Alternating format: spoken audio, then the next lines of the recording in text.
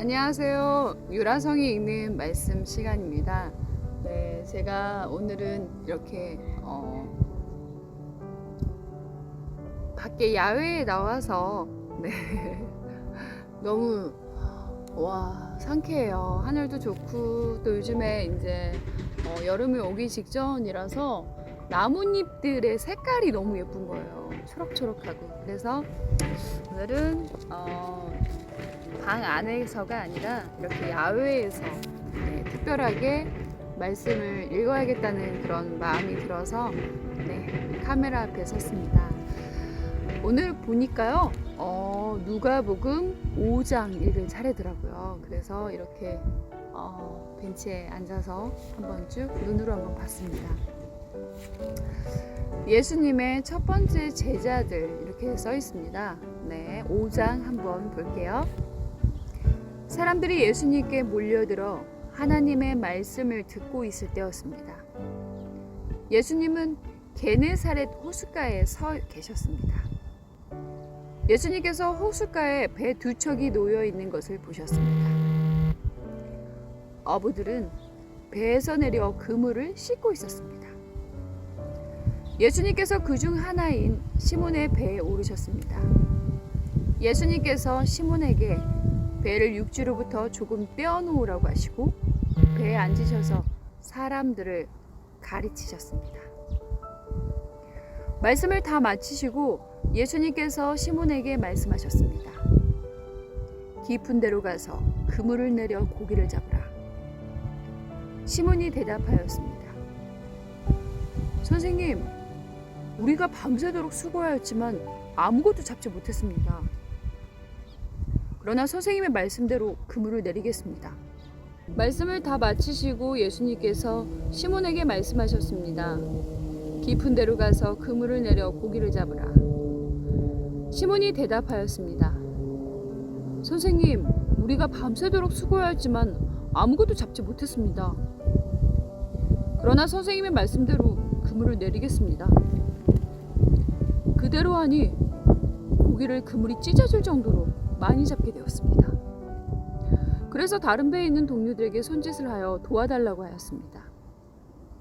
그들이 와서 고기를 두 배에 가득 채우니 배가 가라앉을 지경이었습니다.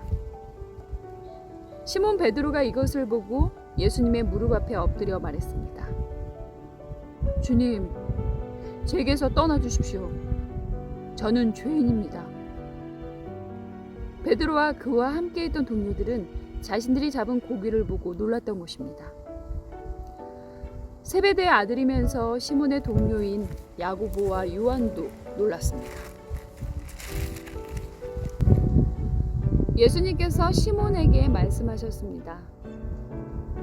두려워하지 마라. 이제부터 너는 사람을 낚을 것이다. 그들은 육지에 배를 댄 후 모든 것을 버려두고 예수님을 따라갔습니다. 예수님이 어떤 동네에 계실 때 온몸에 문둥병이 걸린 사람이 있었습니다. 그가 예수님을 보고 머리를 숙여 간청하였습니다. 주님이 원하시면 저를 깨끗하게 하실 수 있습니다. 예수님께서 손을 내밀고 그에게 대시며 말씀하셨습니다. 내가 원한다. 깨끗하게 되거라. 그 즉시 문둥병이 그에게서 사라졌습니다. 예수님께서는 이 일을 아무에게도 말하지 말라고 이르셨습니다. 그리고 가서 제사장에게 네 몸을 보여라. 또 모세가 명령한 대로 네가 깨끗하게 된 예물을 드려라. 그래서 사람들에게 증거를 삼아라. 고 말씀하셨습니다. 그런데도 예수님에 관한 소문은 더욱더 멀리 퍼져나갔습니다. 많은 사람들이 예수님의 말씀을 듣고 병을 고치기 위해 모여들었습니다. 그러나 예수님께서는 홀로 광야로 가셔서 기도하셨습니다. 어느 날 예수님께서 가르치고 계실 때 갈릴리와 유대의 모든 마을과 예루살렘에서 온 바리새파 사람과 율법학자들도 거기에 앉아 있었습니다.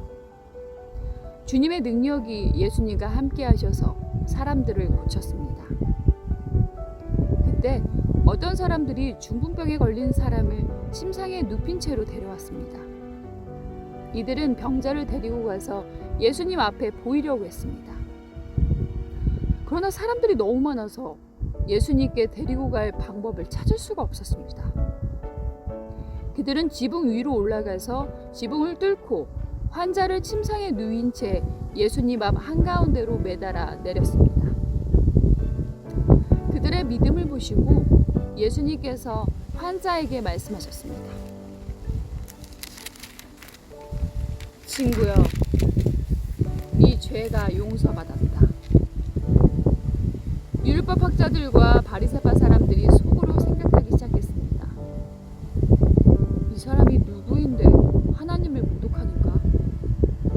하나님 외에 누가 죄를 용서할 수 있단 말인가? 예수님께서 그들의 생각을 아시고 그들에게 대답하셨습니다. 왜 마음속에 그런 생각을 하느냐? 네 죄가 용서받았다 라고 하는 것과 일어나 걸으라 고 말한 것 중에서 어느 것이 더 쉽겠느냐? 그러나 인자가 이 세상에서 죄를 용서하는 권세를 가지고 있다는 것을 알려주려는 것이다. 예수님께서 중풍병자에게 말씀하셨습니다. 내가 말한다. 일어나 네 침상을 가지고 집으로 가거라. 그 즉시 그 사람은 사람들 앞에서 일어났습니다. 그리고 자신이 누웠던 침상을 들고 하나님께 영광을 돌리며 집으로 돌아갔습니다. 사람들이 놀라움에 사로잡혔습니다. 사람들은 하나님께 영광을 돌리고 두려워하며 말했습니다. 오늘 우리가 신기한 일을 보았다. 그 후에 예수님께서 길을 가시다가 레위라는 세리가 세관에 앉아 있는 것을 보시고 그에게 말씀하셨습니다. 나를 따르라. 레위는 모든 것을 버려두고 일어나 예수님을 따라갔습니다. 레위는 자기 집에서 예수님을 위해 큰 잔치를 베풀었습니다. 거기에는 많은 세리들과 그 밖의 사람들이 함께 음식을 먹고 있었습니다. 바리새파 사람들과 율법학자들이 예수님의 제자들을 비방하였습니다. 왜 당신들은 세리들과 죄인들과 더불어 먹고 마십니까? 예수님께서 그들에게 대답하셨습니다. 의사가 필요한 사람은 건강한 사람이 아니라 병든 사람이다. 나는 의인을 부르려고 온 것이 아니라 죄인을 불러 회개시키려고 왔다.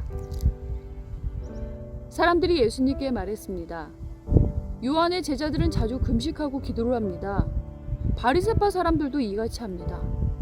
그런데 당신들의 제자들은 항상 먹고 마시는군요. 예수님께서 이들에게 대답하셨습니다. 신랑이 결혼잔치에 손님들과 함께 있는데 이들에게 금식하라고 할 수 없지 않느냐. 그러나 그들이 신랑을 빼앗길 때가 올 텐데 그때는 금식할 것이다. 예수님께서 이들에게 비유를 말씀하셨습니다. 아무도 새 옷에서 한 조각을 떼어내어 낡은 옷에 붙이지 않는다. 만일 그렇게 하면 새 옷은 찢어지고 새 옷에서 떼어낸 그 조각이 낡은 옷에 어울리지도 않을 것이다. 아무도 새 포도주를 낡은 가죽 부대에 넣지 않는다. 만일 그렇게 하면 새 포도주가 그 가죽 부대를 터뜨려서 포도주는 쏟아지고 가죽 부대도 망가질 것이다.